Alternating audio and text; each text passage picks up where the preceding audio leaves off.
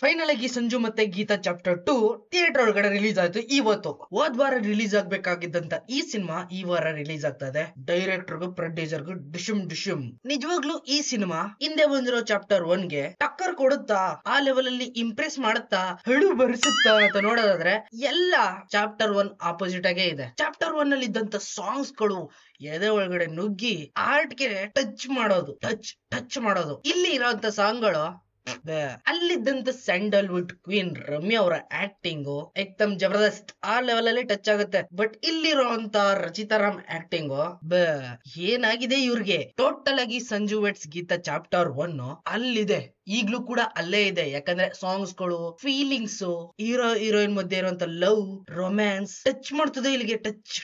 But chapter 2 ಎಲ್ಲ opposite. ಏನಂದ್ರೆ ಏನು ಚೆನ್ನಾಗೇ ಇಲ್ಲಪ್ಪ. ಮೈನ್ ಆಗಿ ಸ್ಟೋರಿನೂ ಕೂಡ ಇಲ್ಲ ಇದ್ರಲ್ಲಿ. ಸಿನಿಮಾ ಫುಲ್ ಆಗಿ ಬೇಸ್ಡ್ ಆಗಿರೋದು ಒಂದು ಸೀರೆ ಕಂಪ್ನಿ ಮೇಲೆ. ಅದನ್ನ ಇವ್ರಿಬ್ರು ಸೇರ್ಕೊಂಡು ಉಳಿಸ್ಬೇಕು, ಜೊತೆಗೆ ಲವ್ ಮಾಡ್ಬೇಕು. True love. ಫಸ್ಟ್ ಹಾಫ್ ನ ಯಾವ ರೀತಿ ತೋರಿಸ್ತಾರೆ ಅಂದ್ರೆ, ಇವತ್ ಮದ್ವೆ ಆಯ್ತು, ನಾಳೆ ಫಸ್ಟ್ ನೈಟ್ ಸ್ಕಿಪ್ ಮಾಡ್ಬಿಟ್ರಪ್ಪ, ನಾಳೆ ಅಮ್ಮ ಆಗ್ತಾವಳೆ. ಬೇರೆ ಸಿನಿಮಾಗಳಲ್ಲೂ ಇದೇ ರೀತಿ ಸ್ಪೀಡ್ ಆಗಿ ತೋರಿಸಿರ್ತಾರೆ. ಬಟ್ ಅದಕ್ಕೊಂದು ಫೀಲ್ ಕೊಡುತ್ತದಲ್ಲ, ಓ ಇಲ್ಲಿ ಟೈಮ್ ಜಂಪ್ ಆಯ್ತು, ಓಕೆ ಇದು ಫೀಲ್ ಆಗ್ತಾ ಇದೆ ಅನ್ನೋ ಒಂದು ಫೀಲ್ ಬರ್ತದೆ. ಬಟ್ ಇಲ್ಲಿ ಫ್ರಾಕ್ಷನ್ ಆಫ್ ಸೆಕೆಂಡ್ ಎಲ್ಲ ಆಗೋಯ್ತು.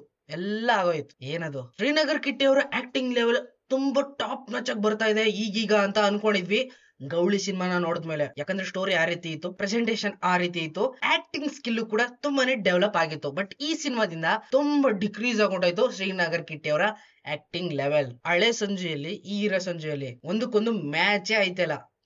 ಇನ್ನ ಕಿಟ್ಟಿ ಹಾಗೇನೆ ರಚಿತಾರಾಮ್ ಇಬ್ರು ಮಧ್ಯೆ ಇರೋಂತ ಬಾಂಡಿಂಗ್ ಇದೆಯಲ್ಲ, ಅದು ಒಂದ್ ಚೂರು ಚೆನ್ನಾಗೇ ಇಲ್ಲಪ್ಪ ಈ ಸಿನಿಮಾದಲ್ಲಿ. ಏನಕ್ಕೆ ಈ ತರ ಮ್ಯಾಚ್ ಮಾಡಿದಾರೋ ಒಂದು ಗೊತ್ತಾಯ್ತಲ್ಲ. ಇಂಟ್ರೋಲ್ ಬರ್ತಿದಾಗೇನೆ ಏನೋ ಒಂದು ಸಸ್ಪೆನ್ಸ್ ನ ರಿವೀಲ್ ಮಾಡ್ತಾರೆ.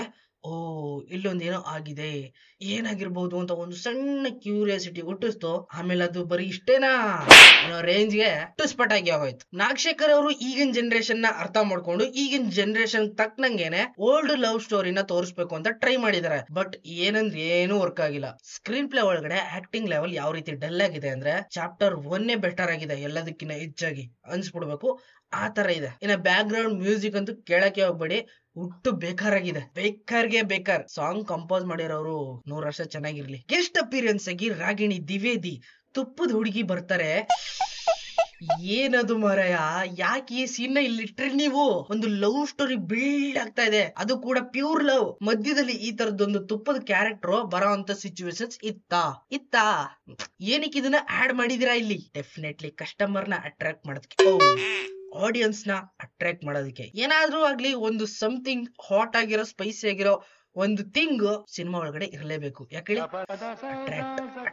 ಇನ್ನ ಸೆಕೆಂಡ್ ಹಾಫ್ ಆದ್ರೂ ಕೂಡ ಸ್ವಲ್ಪ ರೋಮಾಂಚನ ಕೊಡಬಹುದಾ ಅಂತ ಅನ್ಕೊಂಡ್ರೆ ಅದು ಕೂಡ ಅಷ್ಟಕ್ಕಷ್ಟೇನೆ. ಈ ಸಿನಿಮಾ ಕೊನೆದಾಗಿ ಅಷ್ಟಕ್ಕಷ್ಟೇನೆ. ಚಾಪ್ಟರ್ 1 ಕ್ರಿಯೇಟ್ ಮಾಡಿರೋ ಹಿಸ್ಟ್ರಿನ ಚಾಪ್ಟರ್ 2 ನಮ್ಮ ಅಪ್ರಾಡೆಗೂ ಕ್ರಿಯೇಟ್ ಮಾಡಕ್ ಆಗಲ್ಲ, ಒಂದು ಮೆಟ್ಲು ಕೂಡ ಹತ್ತಕ್ಕಾಗಲ್ಲ, ಆ ಲೆವೆಲ್ ಅಲ್ಲಿ ಇದೆ. ಈ ಸಿನಿಮಾ ನೋಡೋದಕ್ಕೆ ಮೋಸ್ಟ್ ಆಫ್ ದ ಪೀಪಲ್ ಹುಡುಗಿರೇ ಜಾಸ್ತಿ ಬಂದಿದ್ರು. ಅದ್ರಲ್ಲೂ ಕೂಡ ಲವ್ ಬರ್ಡ್ಸ್ ಗಳು ತುಂಬಾನೇ ಜಾಸ್ತಿ ಬಂದಿದ್ರು. ಯಾಕೆ ಚಾಪ್ಟರ್ 1 ಆ ಲೆವೆಲ್ ಅಲ್ಲಿ ಇಂಪ್ರೆಸ್ ಮಾಡಿದಿಲ್ಲ, ಇದನ್ಯಾವ ರೀತಿ ಇಂಪ್ರೆಸ್ ಮಾಡಬಹುದು ಅನ್ನೋ ಒಂದು ಕ್ಯೂರಿಯಾಸಿಟಿನ ಇಟ್ಕೊಂಡು ಬಂದಿದ್ರು. ಬಟ್ ಎಲ್ರಿಗೂ ಕೂಡ ಡಿಸಪಾಯಿಂಟ್ಮೆಂಟ್ ನಾಗಶೇಖರ್ ಅವ್ರ ಕಡೆಯಿಂದ. ಓವರ್ ಆಲ್ ಆಗಿ ಸಿನಿಮಾ ಅಷ್ಟಕ್ಕಷ್ಟೇನೆ. ಹೆಂಗಾದ್ರೂ ಅಲ್ಲಿ ಒಂದೇ ಒಂದ್ಸರಿ ನೋಡ್ಬೇಕು ಅಂತ ಅನ್ಸಿದ್ರು ಕೂಡ ಏನ್ ಈ ತರ ಮಾಡ್ಬಿಟ್ರಲ್ಲ ಅನ್ಕೊಂಡ್ ಬಂದೇ ಬರ್ತೀರ ಪಕ್ಕ. ಡೆಫಿನೆಟ್ಲಿ ಸಿಗೋಣ ಆಗಿದ್ರೆ ಮುಂದಿನ ವಿಡಿಯೋದಲ್ಲಿ. ಅಲ್ಲಿವರೆಗೂ ಕಾಯ್ತಾರೆ. Keep watching. ಬಾಯ್. ಎಲ್ಲ ಚೀಪ್